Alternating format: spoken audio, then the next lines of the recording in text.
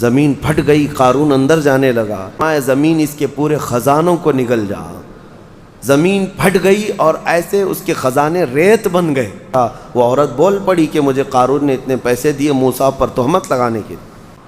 بہرحال عزیزان گرامی وقار، جتنا بھی ہمارے پاس اب بچا ہے نظام، اس میں اللہ رب العزت کے حضور جانے سے پہلے اپنے مال کو اس کی راہ میں اس کے حکم کے مطابق ادا کر دو، ورنہ جو عذاب الہی قارون کو آیا تھا، آپ کو پتہ ہوگا، قارون دنیا کا سب سے بڑا مالدار آدمی، اللہ تعالیٰ نے اس کو بے حساب دولت دی تھی۔ اسی سے سوچو آپ کہ اس کے خزانے اتنے تھے کہ خزانوں کی چابیاں 70 اونٹوں پر لاد کر لی جاتی تھیں۔ خالی چابیاں رکھنے کے لیے 70 اونٹ لگ جاتے تھے، تو پھر خزانے کتنے رہے ہوں گے۔ بے حساب اللہ نے اسے مالک بنایا تھا دنیا کا، لیکن جب زکوٰۃ کا حکم آیا حضرت موسیٰ علیہ السلام پر، تو اس نے آنا کانی شروع کی کہ ایسا اتنا مال چلا جائے گا، اتنے خزانے تو زکوٰۃ میں جا رہے۔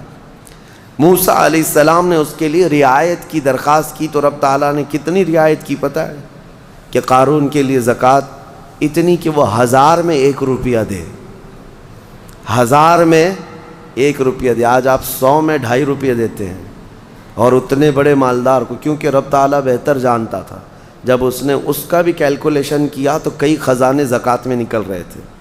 اب اس کا دل نہیں مانا کہ اتنے میں خزانے کسی کو مفت میں یوں ہی دے دوں۔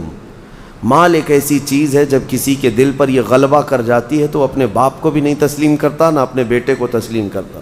اسی لیے میرے آقا صلی اللہ علیہ وسلم نے فرمایا، مال کے طلبگار کتے کی طرح ہیں۔ کتا جو ہے مردہ کھانے کے لیے جاتا ہے، پورا بیل کھا تو نہیں سکتا لیکن دوسرے کتے کو برداشت بھی نہیں کر پاتا، کھاتا تو نہیں ہے پورا، لیکن کوئی دوسرا کتا آئے تو بھونکنے لگے گا، دانت نکالے گا، اس کو چیخ مارے گا۔ یہ حدیث پاک میں مثال اللہ کے حبیب نے فرمائی ہے کہ دنیا کا طلبدار کتے کی طرح ہے، اور دنیا مردار ہے۔ اس مردار کو کھانے کے لیے جتنے جھپٹ پڑے ہیں، وہ اپنے سگے بھائیوں کو بھی اپنے کاروبار میں برداشت نہیں کر پاتے، شریک اس کو پارٹنر برداشت نہیں کر پاتے۔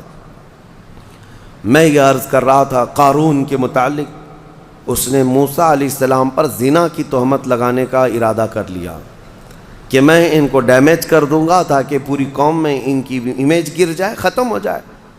لیکن موسیٰ علیہ السلام پر وہ تہمت لگا نہ سکا۔ جس عورت کو اس نے پیسے دے کر خریدا تھا، وہ عورت بول پڑی کہ مجھے قارون نے اتنے پیسے دیے موسیٰ پر تہمت لگانے کے۔ حضرت موسیٰ علیہ السلام کو جلال آیا، آپ نے صرف اتنا حکم کیا کہ اے زمین قارون کو نگل جا۔ زمین پھٹ گئی، قارون اندر جانے لگا۔ عذاب کو اپنی آنکھوں سے دیکھنے کے بعد بھی مال کا جو حریص ہوتا ہے، لالچی ہوتا ہے، اس کی طلب کیا رہ جاتی ہے پتہ ہے؟ اس وقت جب زمین اسے نگل رہی ہے، وہ موسیٰ علیہ السلام سے یوں کہتا ہے، اے موسیٰ تم مجھے دھسا کر میرے خزانوں پر قبضہ کرنا چاہتے ہو، میرے مال پر تم قابض ہونا چاہتے ہو۔ موسیٰ علیہ السلام نے کہا، اے زمین رک جا، ٹھہر جا۔ وہ جتنا دھسا تھا وہیں رکا۔ پھر آپ نے حکم فرمایا، زمین اس کے پورے خزانوں کو نگل جا۔